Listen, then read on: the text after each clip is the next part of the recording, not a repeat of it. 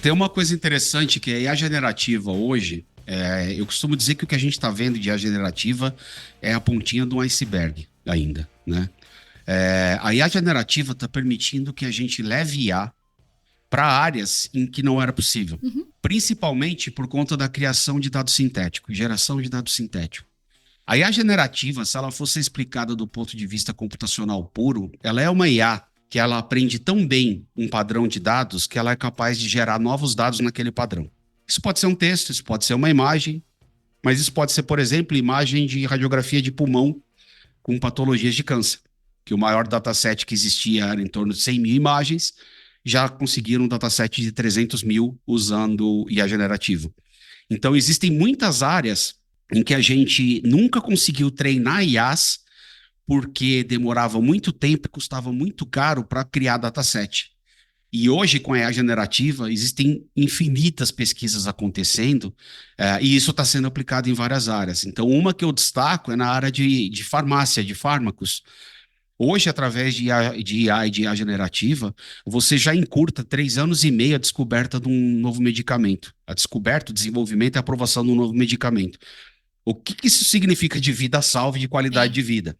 E uma história muito legal é que a IA foi usada para pesquisar a vacina da Covid, porque eles precisavam encontrar a melhor estrutura de proteína para que a vacina grudasse na proteína spike, a melhor estrutura para a vacina poder grudar. E quem fez isso foi a generativa, basicamente gerando bilhões de moléculas e bilhões de combinações e testando todas essas combinações para ver quais delas dariam certo. Então, a IA literalmente está em coisas hoje que a gente não vê. E eu honestamente acho que ela vai se tornar onipresente em pouco tempo. Eu ajudei a trazer muita tecnologia de internet das coisas para o Brasil no passado. Quando teve aquele boom do IoT, eu estava bem no olho do furacão. Então, palestrei, viajei, fiz um monte de coisa. E é muito comum encontrar o pessoal daquela época e falar, pô, esse negócio de IoT morreu, né? E eu dou risada, eu falo, cara, tá aqui, ó. Eu tenho um dispositivo de IoT no meu pulso e você no de vocês, que assim, era inimaginável há 15 anos atrás, 20 anos atrás, você dizer que ia ter tanta tecnologia. Tem receptor de GPS, tem placa Wi-Fi, tem sensor para um monte de coisa, detecta meu comportamento, porque eu uso os dados de sensor com base em IA remota. Então, eu acho que a IA, cada vez mais, ela vai estar onipresente na nossa vida. Imagina o seguinte, vocês já devem ter visto na internet vídeo de criança conversando com Alexa e com Google. Criança de 2 aninhos, pedindo música, etc. Esse é o jeito dele se comunicar com as coisas no futuro, né? Imagina que daqui a pouco essas tecnologias vão ter uma IA muito mais inteligente do que a Alexa e o Google Now são hoje. Então, a nossa forma de interagir com a tecnologia e com a inteligência artificial, ela vai começar a ficar meio maluca mesmo. Tem uma startup brasileira que eu estou acompanhando, um baita projeto que eles estão fazendo para a área da indústria, que a interface de comunicação deles com o operário que está no chão de fábrica é o rádio. E tem uma IA do outro lado escutando e respondendo. Então, ele está andando na fábrica, ele vê uma luz piscando, ele pega um canal de rádio e fala, ó, tem uma luz vermelha piscando na 3ª linha do painel da máquina tal. O que significa essa luz? A IA corre e traz para ele a informação. Essa luz significa alerta disso, alerta daquilo, o procedimento é esse. Entendeu? E isso com rádio. O cara não tem nem nada para escrever, é um radiozinho de comunicação. Né? Então, eu acho que a gente está indo para um rumo desse bem interessante com a AI e a gente vai vê-la onipresente. Agora, o importante é o seguinte, tanto o consumo de energia, quanto a capacidade do processamento, quanto a implementação de coisas como essa que eu falei, não vão acontecer se a gente não tiver desenvolvedores especializados, desenvolvedores que saibam, de fato, trabalhar.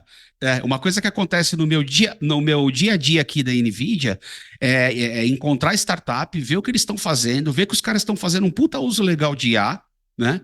E dar dica para eles ali de como otimizar só o pipeline, né? Ou seja, como evitar que o dado fique indo e vindo.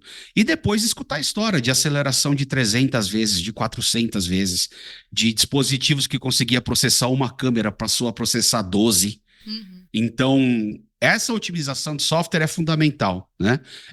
E por mais que eu recomende que as pessoas estudem CUDA, porque é muito legal aprender processamento distribuído e paralelo, né?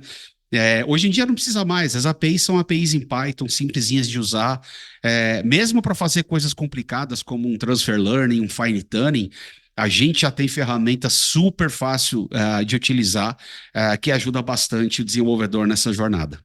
Era bem nesse ponto que eu queria entrar, Jomar, mas antes eu só queria comentar no que você falou, né, em relação à onipresença da IA, e eu concordo 100% com isso que você está falando, assim, que eu acho que a mudança de paradigma até foi muito comparada, né, a mudança de paradigma que a gente está vivendo agora com a mudança da internet, né, e o quanto que isso, enfim, né, mudou eu mesma antes e depois, né, eu me lembro de como que era o início da internet ali, e eu acredito que é bem nesse caminho, e talvez, vamos ver, né, qual que é o potencial, mas eu concordo 100% que daqui a um tempo a gente não tem mais, não vai ter mais, o negócio tá tão no nosso dia a dia que a gente não vai conseguir diferenciar. Eu estava vendo um vídeo ontem sobre um dispositivo enfim, que até o Sam Altman da OpenAI, que está investindo numa startup também, que é um dispositivo de reconhecimento de íris. E aí eles falando, né, qual que era o objetivo dessa startup, que no futuro vai ser muito difícil reconhecer quem é humano e quem não é, quem é inteligência artificial, quem é humanoide, e que a intenção dessa startup era criar um identificador mundial, né? Um World ID, que eu consigo me identificar como eu em qualquer lugar do mundo e me identificar como humano. E aí eu fiquei vendo, parece muito disruptivo agora, mas, pô, não acho que vai ser tão disruptivo daqui a pouco. Parece muito... Você sabe, nos Estados Unidos tem lanchonete, e lá fora, e aqui começou também, já tem lanchonete que separa no drive-thru, e você não está conversando com um humano. Uhum. Você está conversando com uma AI e fazendo o seu pedido. É muito interessante.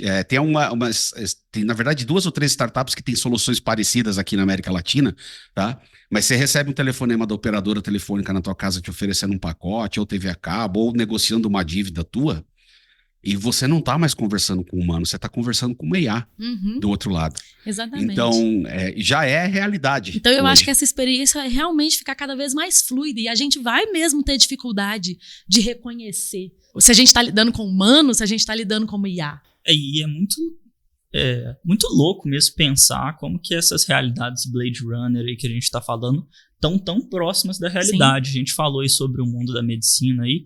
Eu vi recentemente também uma pesquisa que a IA hoje já está conseguindo antecipar exames de câncer de mama em 4 anos.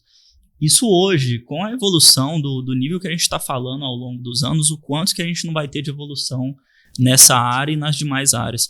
E também nesse ponto de diminuir a fricção de contato dos usuários com a inteligência artificial, hoje mesmo a gente já consegue. A gente estava falando disso hoje no almoço, a gente estava conversando com o GPT, né, usando os comandos de voz áudio, que já são completamente fluidos, assim, né, pra gente. Então, assim, é uma mudança assim, quando a gente fala que é inevitável que fura a bolha, é porque ela realmente impacta em Exatamente. tudo. E aí eu queria só puxar essa pergunta, que é justamente o que precisa, né? Porque hoje a gente está falando dessa democratização e tudo mais, mas ainda tem muitos desenvolvedores que não conhecem tanto, que ficam sem saber por onde começar, e eu acho que enfim, né? É inevitável que a gente tenha cada vez mais contato com o desenvolvimento bem orientado aí, né? As inteligências artificiais, a dados. Só complementando também a pergunta, né? No último ano, a busca por engenheiros de IA e cientistas de dados aumentou 74%. Dados que eu obtive do GPT, que nos ajuda até no Entre Chaves aqui. Mas, falando sobre isso, se você acha também que qual é o conhecimento mais relevante assim, para os desenvolvedores hoje? É realmente ir para um lado de ser um engenheiro de IA, trabalhar com dados, ou os próprios desenvolvedores, no geral, assim, vão se beneficiar de algum tipo de conhecimento relacionado à infraestrutura de IA, engenharia de dados, esse tipo de coisa? Eu acho que quem quer vir trabalhar com IA hoje está num bom momento. Porque você hoje tem no YouTube muito curso gratuito, legal pra caramba, que pode te ensinar do zero. tá? Eu aprendi IA fazendo cursos no Udemy. Eu lembro que o primeiro curso de IA que eu comprei custou o preço de uma cerveja que eu tinha tomado na véspera com um amigo, tá? E eu passei um carnaval estudando IA e eu comecei o carnaval sem saber o que era, eu terminei, já tinha treinado minha primeira rede neural. Mas eu não gosto de bagunça no carnaval. Carnaval, Opa, nerd roots. Meti sepultura e death metal no ouvido e fui treinar a rede neural. Então, hoje em dia a gente já tem muito conteúdo bom em português, tanto em rede social, como em escolas online, como a Udemy, a Alura tem cursos muito legais. E o que eu falo para a galera é o seguinte, é importante ter um overview sobre o que é a IA, conhecer as diversas áreas que ela tem, descobrir qual que é a área que te interessa e se focar em estudar, em praticar, em aprender mais sobre ela. Tá? Porque assim, são várias portas, são várias entradas, pode ser por ciência de dados, pode ser por visão computacional e etc. Como usuários, né, de inteligência artificial, eu acho que a generativa tem muita coisa legal para ajudar, assim. Eu já otimizei código usando IA generativa, tá? Pegar coisa de código meu e falar, olha, me explica o que esse código faz, ele me contou o que o código fez, para eu ter certeza que ele tinha entendido, e aí eu comecei explicando, ó, eu queria fazer isso aqui, assim, assado, paralelizar, otimizar, não sei o que lá, papapum, mas de um jeito simples, porque eu vou usar isso para fazer palestra, né? Ele me apresentou um modo lá de fazer, que ainda não era exatamente o que eu queria, e aí, com base nessa troca, eu fui otimizando o código conversando. Eu não peguei o código da IA, copiei e colei no meu código, mas foi uma troca muito interessante, que foi como se eu tivesse a oportunidade de ter uma discussão com um programador muito experiente naquela área, e conversando e argumentando com ele, até que a gente chegou num momento que falou, não, isso aqui não é o ideal, mas é o mais próximo que eu chego, dado que eu quero que meu código fique fácil de entender, etc, etc, né? Então, no passado era complicado. Vou denunciar a idade, né? Mas logo que eu saí da faculdade, quando era estagiário e comecei a programar, eu conseguia me virar muito bem, porque eu sabia usar a busca avançada do Alta Vista, com aquelas palavras-chave AND, OR, NOR, e fazer umas queries desse tamanho para encontrar informação, porque assim, até isso era difícil, né? Um livro você comprava, levava 6 meses para chegar no Brasil. Então, hoje a gente tem muito acesso a essas informações dentro do próprio site de treinamento da NVIDIA, nvidia.com/training. Convido todo mundo a visitar. Tem um trequinho lá chamado Self-Paced Courses. Vão ter treinamentos ali que são gratuitos, né? O que eu recomendo para todo mundo fazer é treine um cérebro em 10 minutos. Vocês vão aprender a escrever o Hello World do mundo de IA, que é basicamente fazer um software, treinar uma rede que vai reconhecer roupa. O Hello World mesmo era para reconhecer caractere, mas isso é tão rápido hoje que não dá nem graça. Então, existe lá um desafio que chama Fashion Amnist, que é para reconhecer peças de roupa. É bem legal. E tem mais uma série de outros treinamentos, né? E para a galera que quiser saber mais, assim, a gente tem muito blog, tem muito tutorial, muito conteúdo. A porta de entrada é developer.nvidia.com, porque ali ele vai encontrar muita informação, né? Os fóruns da NVIDIA são excelentes, porque quem responde nos fóruns são os desenvolvedores das ferramentas e dos frameworks. Então, se você quer perguntar algo para quem desenvolveu o framework que você está usando, você postar no fórum, é muito mais rápido chegar nele do que mandar para mim ou para qualquer outra pessoa.